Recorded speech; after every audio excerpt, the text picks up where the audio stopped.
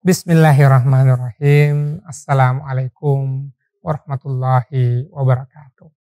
Saudara-saudari, sesi video kita kesempatan kali ini mendiskusikan kembali cara mudah menemukan ide penelitian. Kita sudah mendiskusikan tentang paper, person, lalu kemudian place. Maka yang keempat, cara mudah menemukan ide penelitian adalah P yang keempat adalah people. Dari pernyataan seseorang, pernyataan pejabat melalui pidato, boleh jadi adalah awal dari ide penelitian yang akan kita lakukan. Ketika seorang menteri mengemukakan berapa korban dari kecelakaan, ataukah juru bicara dari Satgas Penanganan COVID-19 ini atau Corona ini mengemukakan jumlah orang yang terpapar di wabah ini, maka ini boleh menjadi ide awal kita untuk menggali data-data bagaimana wabah berlangsung dalam sejarah kehidupan umat manusia. Kita boleh menggali kembali data bagaimana pandemi di masa lalu, di abad lalu juga terjadi, dan itu korban yang kemudian kita kemukakan lalu kita narasikan dalam konteks hari ini. Pernyataan-pernyataan pejabat antara satu dengan yang lain boleh jadi adalah kita potret dari sudut keilmuan kita masing-masing. Kalau dari komunikasi, maka ini bisa dilihat bagaimana cara pejabat-pejabat kita, para pengelola negara kita mengkomunikasikan idenya. Ataukah dari sudut pandang yang lain, bagaimana kemudian isu pandemi yang sementara terjadi ini dipotret dari sudut beragama kita masing-masing. Atau bahkan orang-orang yang pakar di bidang ilmu Al-Quran dan tafsir itu kemudian mengemukakan dalam konteks pandangan Al-Quran. Tetapi lagi-lagi dimulai idenya tadi dari people, pernyataan orang-orang. Boleh jadi saudara-saudari kita kemudian bertemu dengan seseorang, ataukah kita ke pasar, ataukah kemudian kita berinteraksi dengan keluarga, dengan siapa saja. Tetapi kemudian dari situ ada pertanyaan-pertanyaan yang muncul, ataukah ada peristiwa-peristiwa yang terjadi di lingkungan kita. Ini akan menjadi awal untuk kita melakukan ide penelitian. Dalam contoh yang lain adalah sebuah masjid. Ada pro dan kontra atas himbauan pemerintah dan majelis ulama dalam pelaksanaan salat tarawih berjamaah yang sementara tidak dilaksanakan di masjid, tetapi dihimbau untuk dilaksanakan di rumah. Dari sini kemudian kita lihat bahwa ada perbedaan memahami himbauan ini dan situasi yang sementara terjadi. Maka boleh jadi dari sudut sosiologi agama kita bisa melihatnya sebagai ekspresi beragama.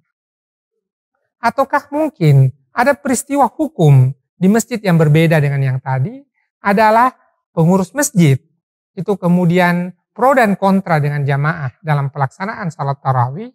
Pada akhirnya pengurus masjid ini harus melaporkan diri ke kantor polisi karena tidak sejalan dengan himbauan yang dikeluarkan oleh pemerintah kita.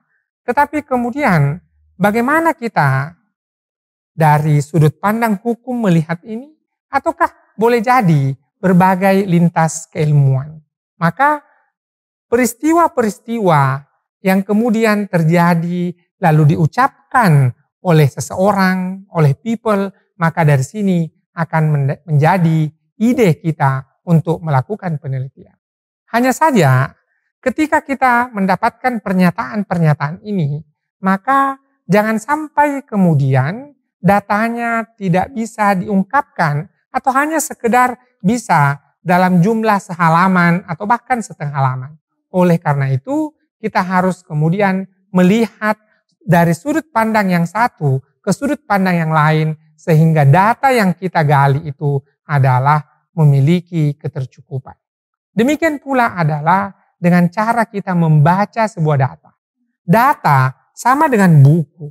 Ketika kita baca selalu dekat, ataupun kita baca terlalu jauh, maka baik terlalu jauh maupun terlalu dekat ini, kita tidak bisa membaca. Maka apa yang harus kita lakukan adalah kita sesuaikan dengan cara ataupun kebiasaan kita membaca.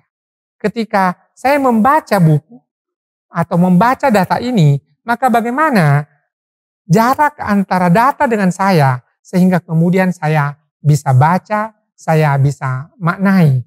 Sebab tentu kita punya cara masing-masing, punya tipikal masing-masing dalam menggali sebuah data itu.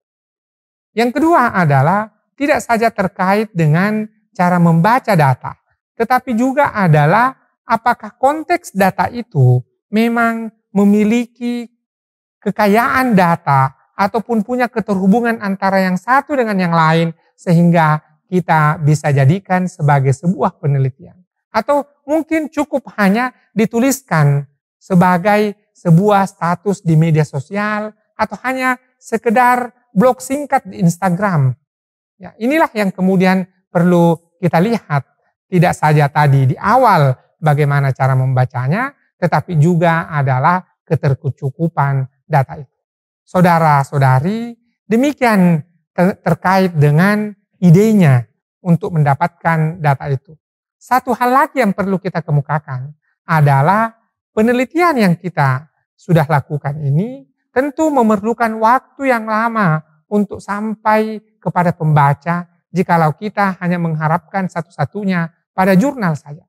Kalau jurnal yang terbit 6 bulan sekali, yang terbit 2 kali dalam setahun, maka kita perlu waktu paling tidak 6 bulan sehingga ini bisa dibaca oleh masyarakat, bisa dibaca oleh publik. Jawabannya yang harus kita lakukan adalah boleh jadi kita simpan di repositori atau bahkan kita simpan di preprint.